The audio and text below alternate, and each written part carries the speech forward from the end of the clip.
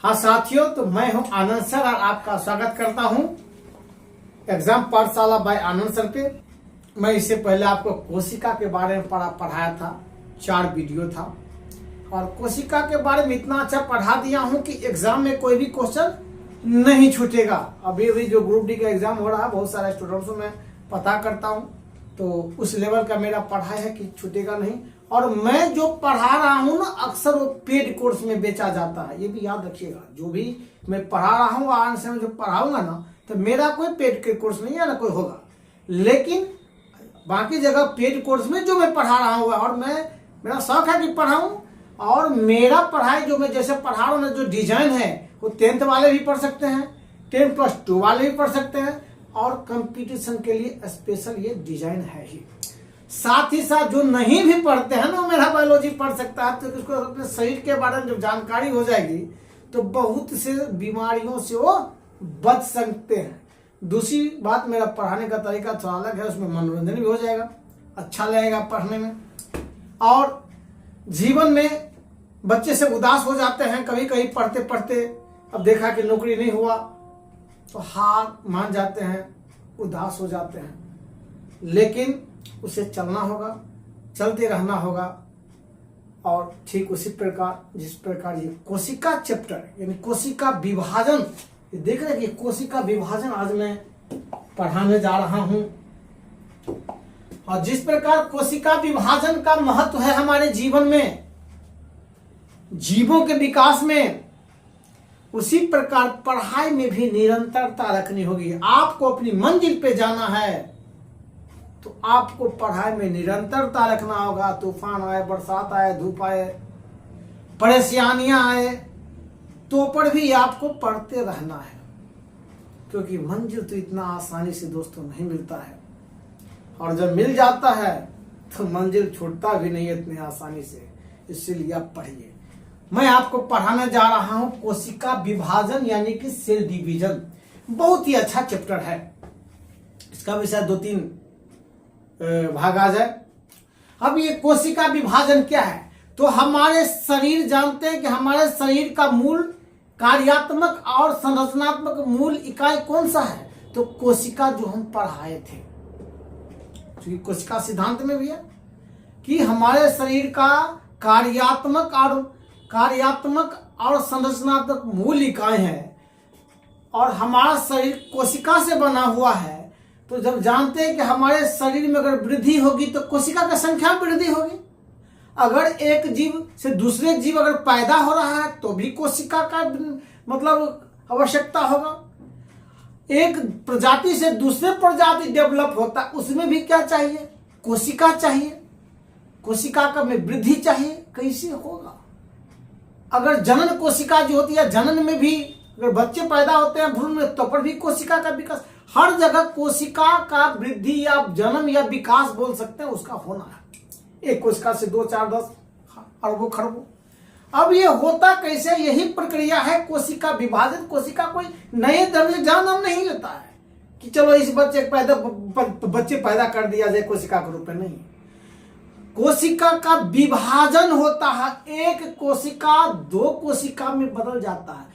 तो कोशिका विभाजन जीवन का मौलिक प्रक्रिया है, जिसमें एक कोशिका, जिसको हम मातृ कोशिका या मदर सेल कहेंगे, ये विभाजित होकर 2 कोशिका में विभाजित हो 2 कोशिका का निर्माण करता है, और उस दोनों कोशिका को हम क्या बोलेंगे, डॉटर सेल यानी संतति कोशिका या पुत्री कोशिका।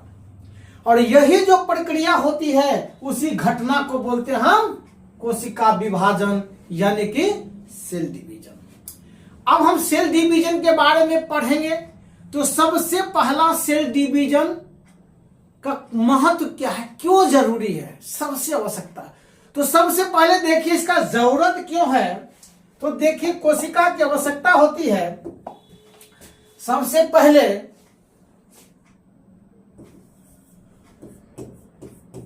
शरीर के विकास और वृद्धि। शरीर के विकास और वृद्धि के लिए अगर शरीर बच्चा है, अगर जैसे भ्रूण में बच्चे होते हैं, बच्चे के बाद थोड़ा बाहर निकलते हैं, फिर बड़े से इसके बाद किशोरावस्था में, फिर इसके बाद युवावस्था में, और इस स्थिति में उसमें कोशिकाओं की संख्या निरंतर बढ़ती जाती है। अगर कोशिका की संख्या में वृद्धि नहीं हो तो जीव छोटे से बड़े उसके आकार में वृद्धि नहीं होगा। जैसे कम छोटे आकार के जीव में उसकी कम कोशिका होती है, हाथी है, बड़े आकार के जीव में ज्यादा कोशिका रहेगा। तो कब? जब कोशिका में वृद्धि होगी। दूसरी बात है कि जो नए जो संतान उत्पत्ति के लिए, संतान उत्पत्ति हेतु जनन कोशिका का विभाजन,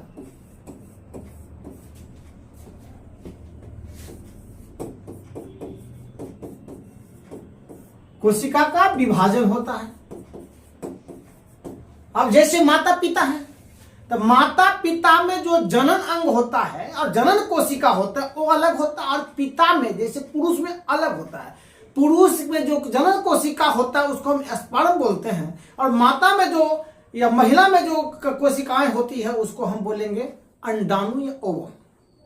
और ये जो दोनों कोशिकाएं, और इस दोनों ही कोशिका को हम बोलेंगे गैमेट। क्या बोलेंगे? गैमेट। एक गैमेट, एक गैमेट, ये दो गैमेट हो गया। अब दोनों गैमेट का मिलाएगा, अगर जब को निषेचन हो जाएगा तो निषेचन के उपरांत बनता क्या है? जाइगोट। दोनों को अगर मिला दिया तो जाइगोट बन गया। अब ये जाइगोट क्या होता है? जब जाइगोट में फिर वृद्धि होना शुरू हो जाता है तब भ्रूण का विकास होता है, फिर बच्चे बनते हैं, फिर बच्चे पैदा होते हैं, फिर वो बड़े होते हैं। तो किसी भी जीव का कोशिका जनन के समय से किससे विकास होता है? जाइगोट से विकास होता है, और दो गैमेट मिल करके एक जाइगोट का निर्माण करता है, फिर इसका विभाजन हो जाता है। तो हम क्या समझे कि संतानोत्पत्ति, एक पीढ़ी से दूसरे पीढ़ी के जो विकास होता है, इसमें भी कोशिका विभाजन की आवश्यकता होती है। अब और क्या करना भाई? और क्या आवश्यकता होती है? आवश्यकता है कि एक प्रजाति से दूसरे प्रजाति में भी तो डेवलप होता है। क्या? एक प्रजाति से दूसरे प्रजाति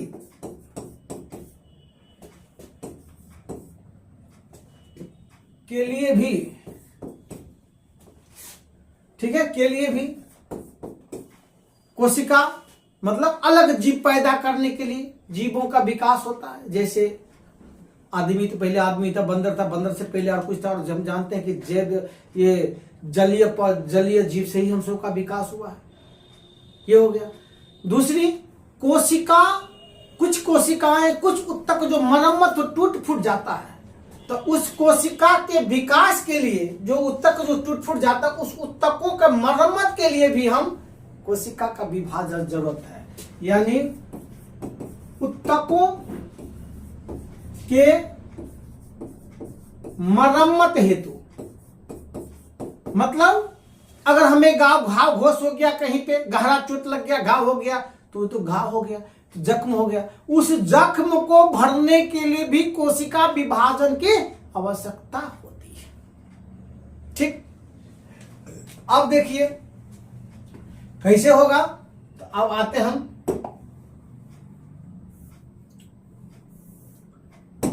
ये देखिए, ये कोशिका विभाजन का मैं बनाया हूं। कोशिका विभाजन माइटोसिस प्रक्रिया है और ये मियोसिस प्रक्रिया है।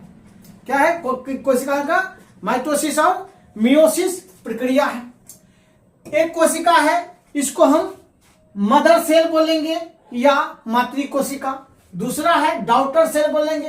एक कोशिका का दो बार एक विभाजन हुआ तो कितना बना? दो कोशिकाएं बना, डॉटर कोशिकाएं। और इस कोशिका का अस्तित्व अपने खत्म हो जाता है क्योंकि ये बट जाता है। अब देखिए, एक ये है मियोसिस भी प्रक्रिया होती है, और इसका तो ऐसे ही बढ़ जाएगा, ये बटा ये बटा ये बटा बढ़ता चला जाएगा। लेकिन एक मियोसिस प्रक्रिया होती है जो किसमें होती है? जनन। किसमें? जनन कोशिका में, ठीक है। तो एक कोशिका से दो कोशिका में टूटा, दो कोशिका से दो फिर अलग कोशिका टूटा। तो दो चीजें होती, एक सोमेटिक कोशिका होता है, एक जनन कोशिका यानी सेक्स सेल, एक सोमेटिक सेल होता है। तो आते हैं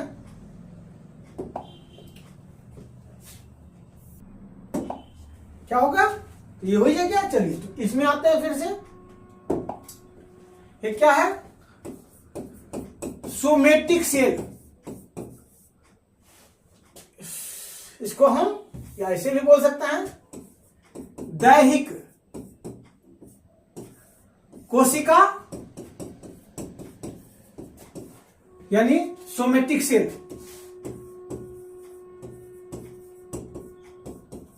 सोमेटिक सेल एक होता है जनन कोशिका,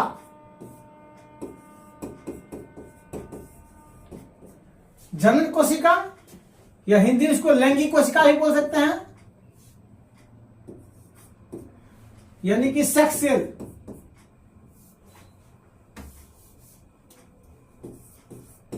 सेक्स सेल दो चीजें हो गया।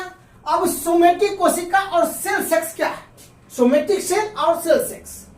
तो सोमेटिक कोशिका होता है जो हमारे शरीर के विभिन्न जो कोशिकाएं, आंख, नाक, कान, ये सारे चीज, देह, हाथ, पैर, त्वचा, ये सारे जो सेल होते हैं उसको हम सोमेटिक सेल बोलेंगे, दैहिक कोशिका।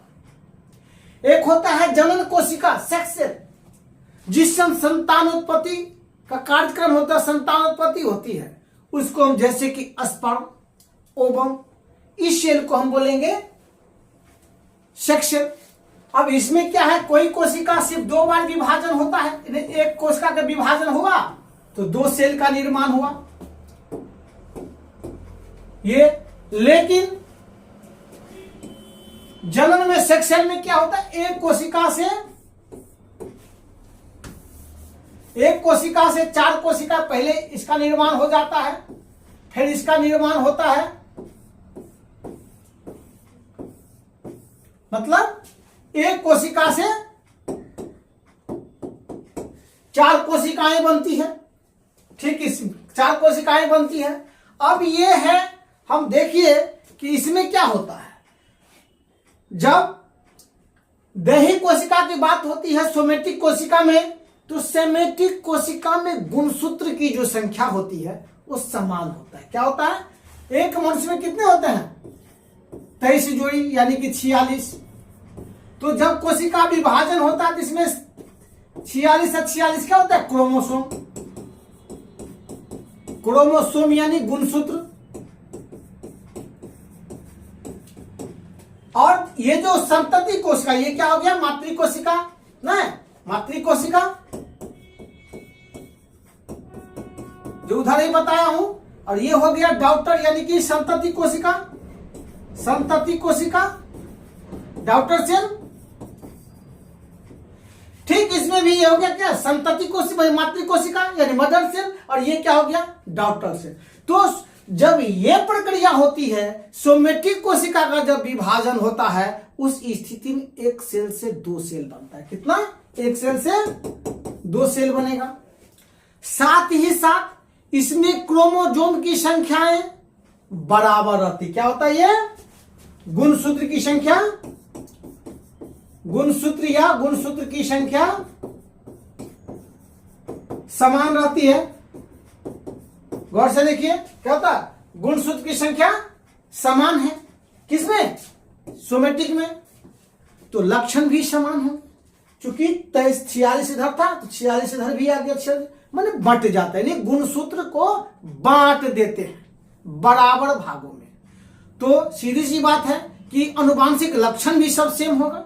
अब कान का जो त्वचा है, कान का जो कोशिका है, सब काने जैसा रहेगा, आंख का आंखें जैसा रहेगा, ठीक है।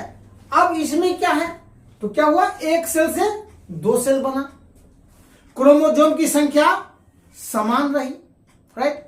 अब इसमें क्या है, ये जो जनन कोशिका होती है, इसमें एक मातृ कोशिका या मदर सेल से चार संतति कोशिका बनेगा। एक से कितना बनेगा, 4 कोशिका बनेगा। साथ ही उनके जो कोशिका में होगा, जो मातृ कोशिका यानी मदर सेल और डॉटर सेल में गुणसूत्रों की संख्या में अंतर आ जाएगा। गुणसूत्रों की संख्या क्या हो जाएगा? अंतर हो जाएगा। तो इसके बाद क्या है, लेकिन 4 हो गया। गुणसूत्र की संख्या यानी क्रोमोसोम की संख्या मातृ यानी कि मदर सेल से जो डॉटर सेल में होती है क्या होती है? आधे होती है। यानी अगर इसमें 46 है तो क्या हो जाएगा? 23 हो जाएगा। कितना हो जाएगा? यानी अगर इसमें 46 है तो 23 हो जाएगा। और ये जो दूसरा विभाजन होता है ना, मियोसिस, ये कहा जाता है मियोसिस की प्रक्रिया होती है उसमें मियोसिस बनता है। मियोसिस जो आगे पढ़ाएंगे, ठीक है। मतलब ये रखना होगा कि जो गुणसूत्र या क्रोमोसोम की संख्या आधी हो जाती है, जबकि सोमेटिक सेल में जितनी गुणसूत्र मातृ कोशिका या मदर सेल में होती है उतने क्या होता है? डॉटर सेल में होती है। चलिए अब हम आगे की बात करते हैं, ठीक है। तो अब जन्म कोशिका का हो गया। अब देखिए इसमें हम क्या पढ़ाएंगे, तो कोशिका विभाजन हो गया, ठीक है। और इसके बाद क्या हो गया? कोशिका विभाजन का महत्व ही बता दिए कि आवश्यकता क्यों है कोशिका विभाजन का। कोशिका विभाजन अगर नहीं हो तो जीवों का अस्तित्व समाप्त हो जाएगा। बिल्कुल।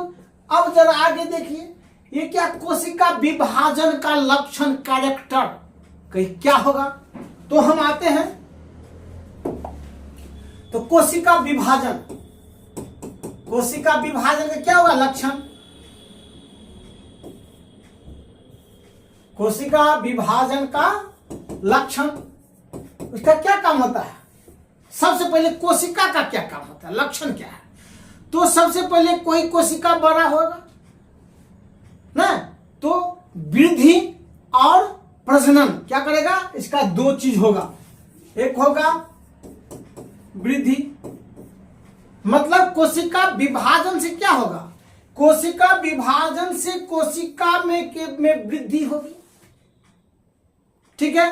साथ ही साथ ये कोशिका के आकार, कोशिका वृद्धि होगी। और प्रजनन क्या है? प्रजनन के द्वारा जीवों की संख्या में वृद्धि होगी, जीवों के संख्या में वृद्धि होगी। ये 2 चीज हो गया। एक कोशिका किसे वृद्धि, तो कोशिका में वृद्धि, विभाजन का कोशिका बढ़ेगा। और जब ये सोमेटिक में जब प्रजनन के द्वारा जो है क्या होगा? जीवों का या जीवों की संख्या में वृद्धि, ज्यादा बच्चे पैदा होंगे, ज्यादा संख्या बढ़ता जाएगा। तो ये मान के चलिए 2 हो गया। अब ये है, हम आगे देखते हैं, आगे देखिए।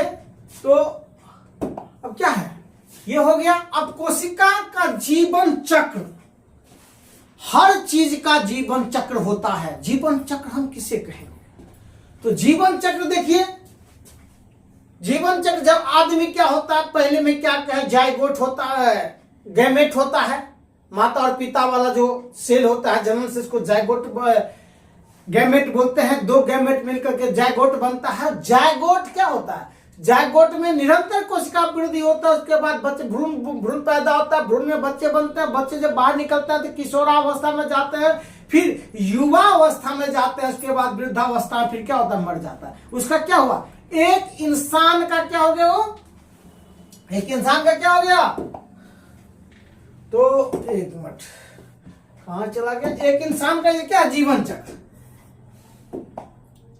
इंसान का मान, इंसान का या आदमी का जीवन चक्र ना, ये क्या आदमी का जीवन चक्र। जीवन चक्र में क्या हुआ? जाइगो, मतलब ये जीवन चक्र में क्या हो गया? पहले गैमेट का निर्माण, गैमेट के बाद क्या बन जाता है? जाइगोट।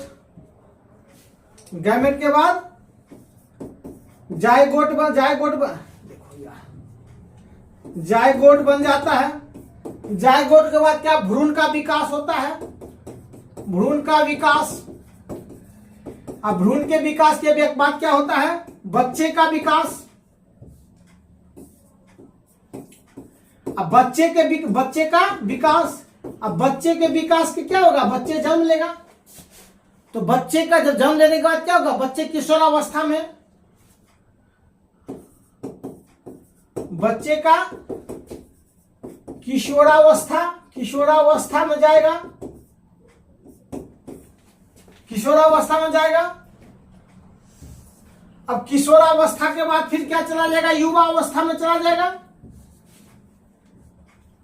युवावस्था। इसके बाद क्या होगा, वृद्धावस्था। अंत में क्या होगा, मृत्यु को प्राप्त हो जाएगा ना, क्या होगा, मृत्यु को प्राप्त हो जाएगा।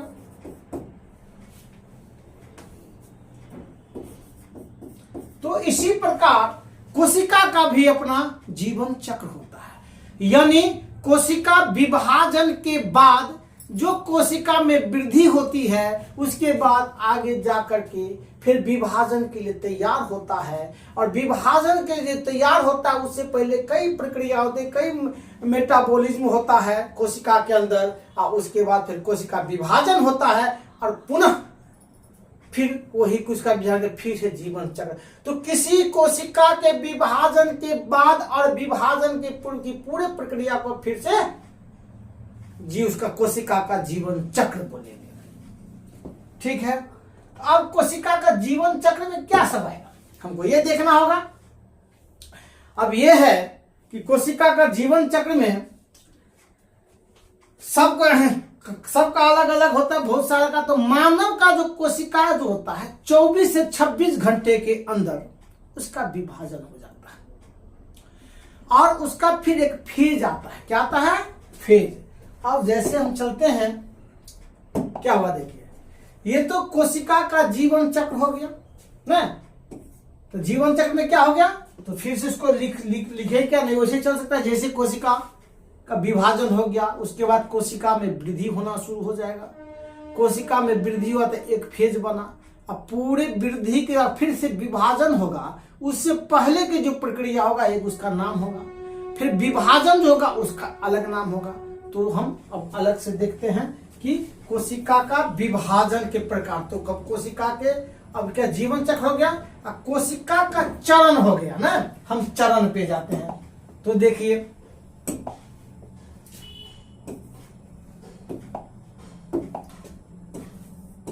कोशिका का चरण। देखिए अब क्या है, कोशिका का चरण होता है। चरण में क्या होगा, तो एक क्या होगा,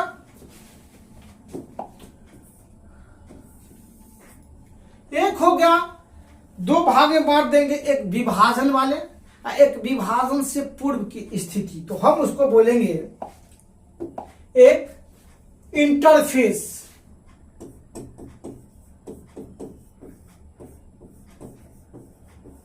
फेज यानी पूर्वावस्था, ठीक है, लेकिन अंतरावस्था उसको बोलेंगे, अंतरावस्था। ठीक, अब दूसरा हो गया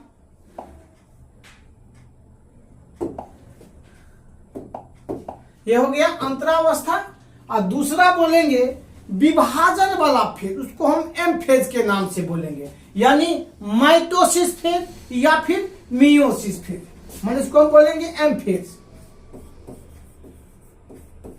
ठीक है, एम फेज इसलिए बोलेंगे, एम फेज यानी कि वृद्धि में जो विभाजन की जो प्रक्रिया होती है वो फेज बोलेंगे। तो उसको हम एम फेज, चूंकि एम से माइटोसिस भी होता है, एम से मियोसिस भी होता है।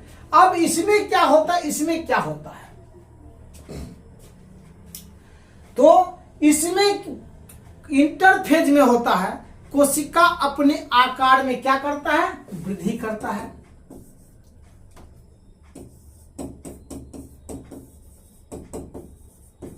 अपने आकार में वृद्धि करता है। ठीक है, साथ ही साथ विभाजन के बाद और विभाजन से पहले वाले प्रक्रिया, विभाजन के बाद और विभाजन के बीच, विभाजन के बीच माने डिवीजन के, यहां के कर दीजिए, विभाजन के बीच की स्थिति, विभाजन के बीच का फेज बोल सकते हैं उसको। ठीक, अब ये क्या है, अब ये जो है तो इसमें क्या हुआ, कोशिका में वृद्धि हो गया, उसके कोशिकांग में जो कोशिका में जो बनने वाले सामान है और लिखना पड़ेगा उसको, तो चलो और देखते हैं। तो फिर से इंटरफेज, इंटरफेज में क्या सब है, तो एक बोलेंगे क्या पहले इंटरफेज ना, तो पहले क्या हो गया, लिखे हुए थे कोशिका के आकार में वृद्धि। ठीक, फेज कौन सा हो गया कि कोशिका में वृद्धि, मतलब कोशिका विभाजन और कोशिका वृद्धि से कोशिका विभाजन से पहले की अवस्था। ठीक है,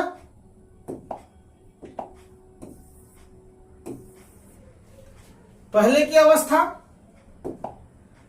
साथ ही साथ अब क्या है इंटरफेज में, हम इंटरफेज की बात कर रहे हैं तो ज्यादा करें यार, ठीक है, इंटरफेज करिए लेते हैं हम। इसमें जब मायोसिस की बात होती है किसी भी चीज की, तो क्या होता है इंटरफेज में, कोशिका विभाजन के लिए जो भी पदार्थ की आवश्यकता होती है उसका निर्माण होता है। कोशिका विभाजन हेतु आवश्यक पदार्थ का संश्लेषण, जैसे प्रोटीन, ग्लूकोज, जो भी चीजें हैं इसको निर्माण करता है। साथ ही साथ इसी अवस्था में डीएनए का भी जो है रेप्लिकेशन होता है, कॉपी बनता है।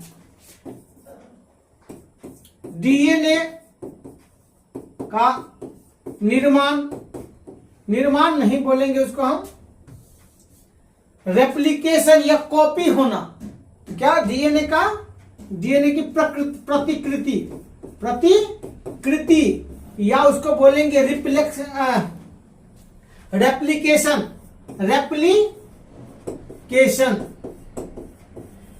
इसको हम डीएनए का रेप्लिकेशन मतलब प्रतिकृति बन जाता है। और इस प्रतिकृति के लिए हिस्टोन प्रोटीन की आवश्यकता होती है। हिस्टोन प्रोटीन, इसके लिए नहीं, हिस्टोन प्रोटीन जो है क्रोमोजोम के लिए आवश्यकता होता है, क्रोमोजोम बनता है, हिस्टोन प्रोटीन का निर्माण। ठीक है, इतने चीज होता है और भी थोड़ा सा ज्यादा अंदर जाना नहीं है। ये क्या हो गया इंटरफेज, अंतरावस्था। ठीक है, अब इंटरफेज के बाद जो आता है वो क्या होगा एमफेज। अब एमफेज की स्थिति में क्या होता है, कोशिका विभाजन, कोशिका विभाजन की प्रक्रिया होती है। प्रक्रिया क्या है, कोशिका विभाजन की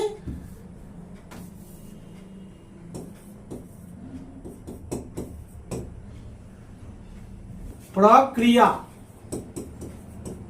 ठीक है, अब यह है कोशिका विभाजन की जब प्रक्रिया होती है। अब इतना तो हम जान गए।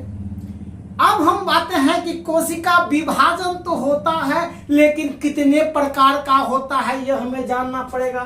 जैसे कि यहां देखिए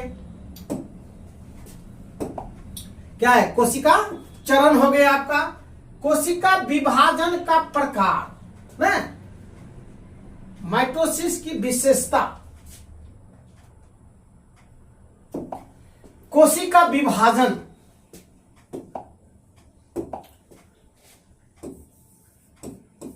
कोशिका विभाजन कोशिका विभाजन यानी सेल डिवीजन का प्रकार। ठीक, तो सेल डिवीजन 3 प्रकार के होते हैं। एक हो गया एमाइटोसिस, एक हो गया माइटोसिस, एक हो गया मियोसिस। तो एमाइटोसिस जो होता है ना, ये कहां होता है? बिल्कुल सरल जो जीव होते हैं, जैसे प्रोकैरियोटिक जीव, बैक्टीरिया, यीस्ट, इन सभी में जो है क्या होता है? कोशिका विभाजन होता है। ठीक, ये मतलब एमेटिसोस। तो हम लिख लेते हैं ऐसे करके ना, एक विभाजन, तो एक क्या हो गया? एमाइटोसिस। एमाइटोसिस मतलब असूत्री विभाजन, हिंदी में असूत्री विभाजन। अब हम दूसरा करेंगे समसूत्री विभाजन यानी माइटोसिस। माइटोसिस यानी समसूत्री विभाजन।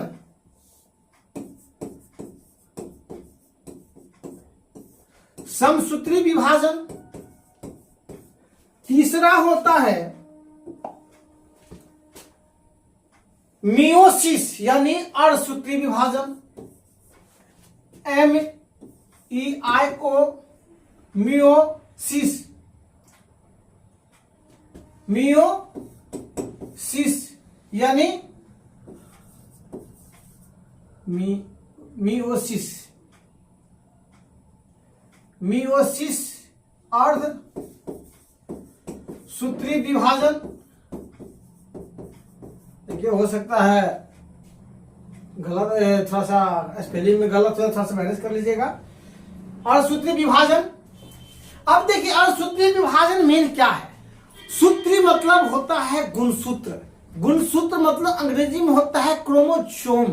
क्या? क्रोमोसोम। तो ये जो एमाइटोसिस है जिसको हम असूत्री, उसमें हम जानते हैं कि प्रोकैरियोटिक कोशिका में गुणसूत्र नहीं होता, चूंकि उसमें केंद्रक नहीं होता है, और केंद्रक नहीं होता है तो गुणसूत्र नहीं होता है, लेकिन डीएनए छितरा हुआ थोड़े थोड़े अवस्था में मिलता है। तो उसका जो विभाजन बहुत सरल होता है, दोनों अलग बीच से कोशिका का धीरे धीरे सरल तरीका से विभाजन हो जाता है, 2 कोशिका बन जाता है, कोई बहुत जगह प्रक्रिया है नहीं। लेकिन माइटोसिस कोशिका विभाजन का एक अपना प्रक्रिया है, मियोसिस का एक प्रक्रिया। और मियोसिस, ये जो माइटोसिस होता है वो किसमें? सोमेटिक कोशिका। किसमें? Somatic cell. और ये जो होता है किसमें? प्रजनन जनन कोशिका यानी सेक्स सेल।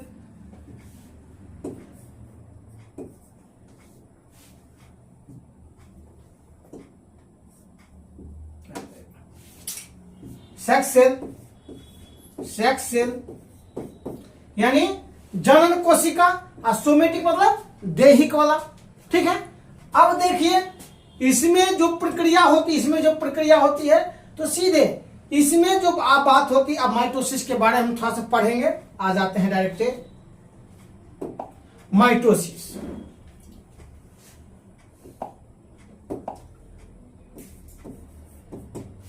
Mitosis division.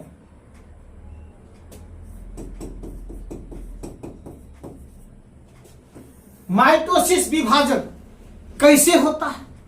तो माइटोसिस, सबसे पहले 2 चीज रखिए। माइटोसिस विभाजन सोमेटिक कोशिका में होता है, नंबर 1।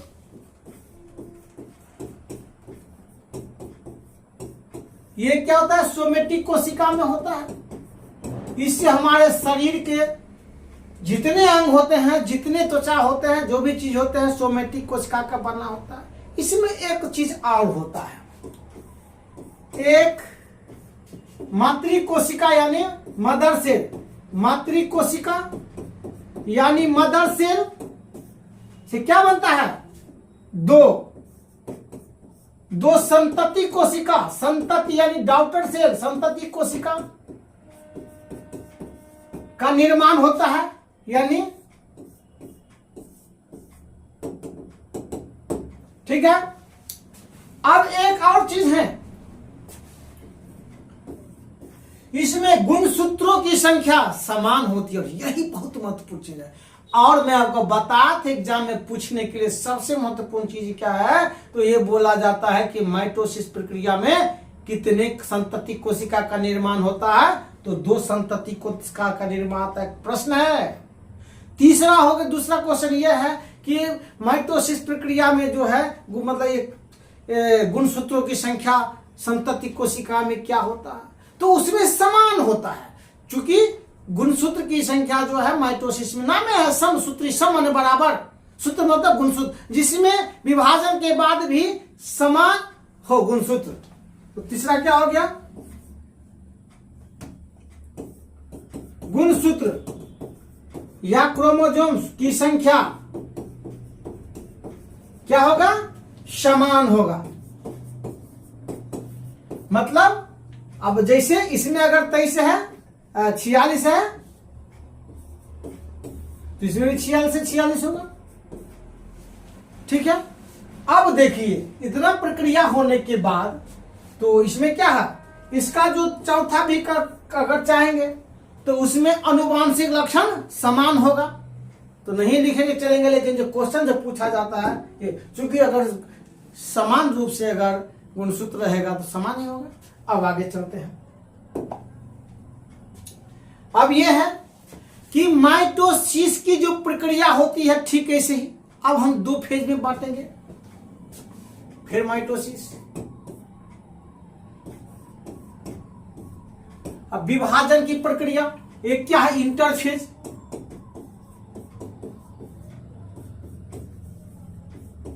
अब ये क्या है, एक हो गया एम फेज। तो मैं आपको इंटरफेज के बारे में अभी पढ़ा दिया हूं। इंटरफेज मतलब अंतराव अवस्था, वैसी अवस्था जो विभाजन से पहले की जो अवस्था होती है, और विभाजन के लिए जो भी मटेरियल, जो भी आवश्यक शर्तें हैं उसको पूरा जो किया जाता है, जिसमें कोशिका की वृद्धि हो जाती है, डीएनए का रिप्लिकेशन हो जाता है, हिस्टोन प्रोटीन का निर्माण हो जाता है, बहुत सारे चीज होते हैं जो आपको मैं बताया हूं। अब हम आएंगे एम फेज। जो एम फेज क्या होता है, सोमेटिक कोशिका में होता है। अब उस एम फेज में क्या होता है, 2 प्रकार का चीज होता है। अब देखिए सबसे पहले तो क्या हो गया, एक होता है केंद्रक का विभाजन, एक होता है कोशिका का विभाजन। तो पहले कोशिका का विभाजन, पहले हम कोशिका नहीं केंद्रक का विभाजन, तो एक को बोलेंगे कैरियोकाइनेसिस,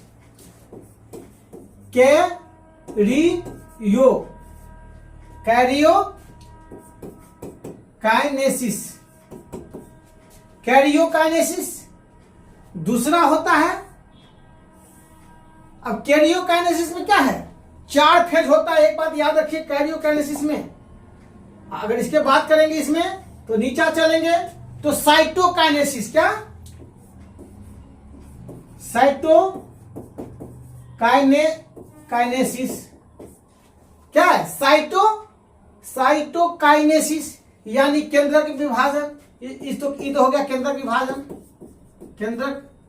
विभाजन। अब ये जो होगा नीचे क्या होगा, कोशिका द्रव का विभाजन।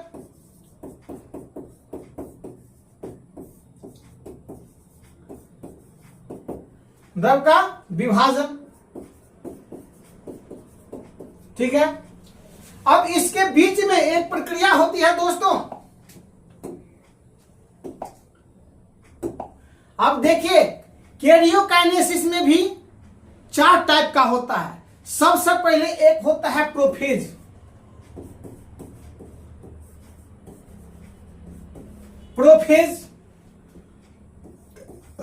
दूसरा होता है मेटाफेज,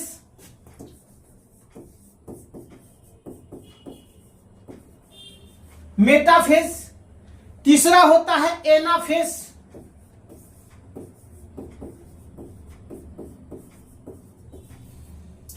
चौथा होता है टेलोफेज।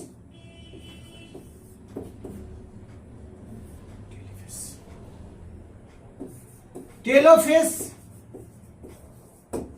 अब इसका हिंदी में पूर्वावस्था, मध्यावस्था, ये सब नाम है। तो एग्जाम में कोई जोते हैं कि पूछ, लेकिन आपका ये अंग्रेजी वाला नाम याद रखना जरूरी है। तो क्या हो गया, कैरियोकाइनेसिस। कैरियोकाइनेसिस में क्या हो गया, 4 हो गया ना, कैरियोकाइनेसिस में 4 हो गए। तो ये अवस्थाएं हो गया। तो आपको कैरियोकाइनेसिस केंद्रक विभाजन और साइटोकाइनेसिस हो गया आपका कोशिका विभाजन। अब थोड़ा समय ज्यादा हो रहा है, इसलिए हमको इस पे स्टॉप करना पड़ेगा।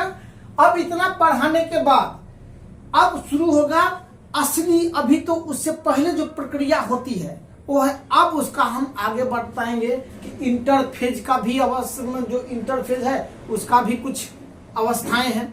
ठीक है, अब इंटरफेज की अवस्था हम लिखाइए देते हैं, और ये मेटाफेज की अवस्था है ना, ये मियोसिस मतलब माइटोसिस। अब माइटोसिस में चलिए इसका भी एक होता है जीवन फेज, जीवन फेज,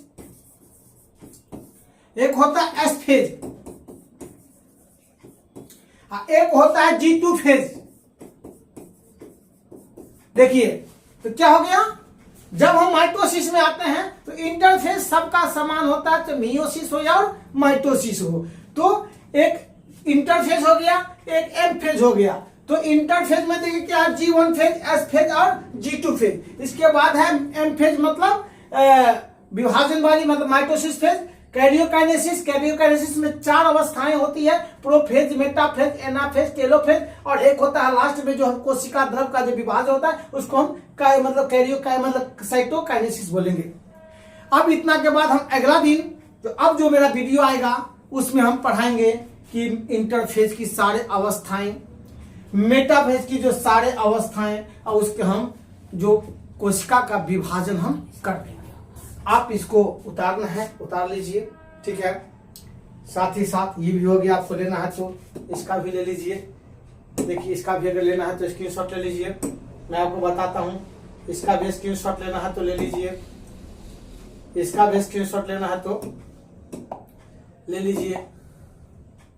ठीक है, अगर इसका भी स्क्रीनशॉट लेना है तो आप ले लीजिए। ठीक, इसका भी स्क्रीनशॉट लेना है तो आप ले लीजिए। ठीक, इसका भी लेना है तो आप ले लीजिए। ये सारे चीज लेना है, तो अगर आगे भी है तो इसका भी लेना है तो ले लीजिए, इसका लेना है ले लीजिए। सब का आप चाहेंगे तो ले सकते हैं ना।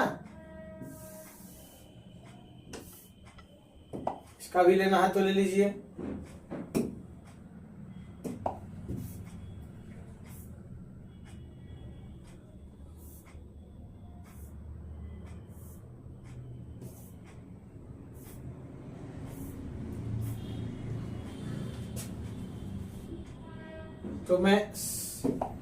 तो मैं सब जो पढ़ा दिया हूं। अब आगे जो आएंगे इसके बारे में बताएंगे, तो फिर माइटोसिस का पूरा बता देंगे। फिर माइटोसिस बताने के बाद हम मियोसिस के बारे में पूरा पढ़ा देंगे। उसके बाद फिर से हम लाएंगे एक और ऑब्जेक्टिव टाइप का MCQ लाएंगे। दोस्तों आप मेरे साथ जुड़े रहिए, मेरा चैनल सब्सक्राइब करिए। मुझे उम्मीद है कि आपको मैं उस मंजिल तक पहुंचाने में आपका सारथी का काम करूंगा या कोच का काम करूंगा। चलिए, धन्यवाद।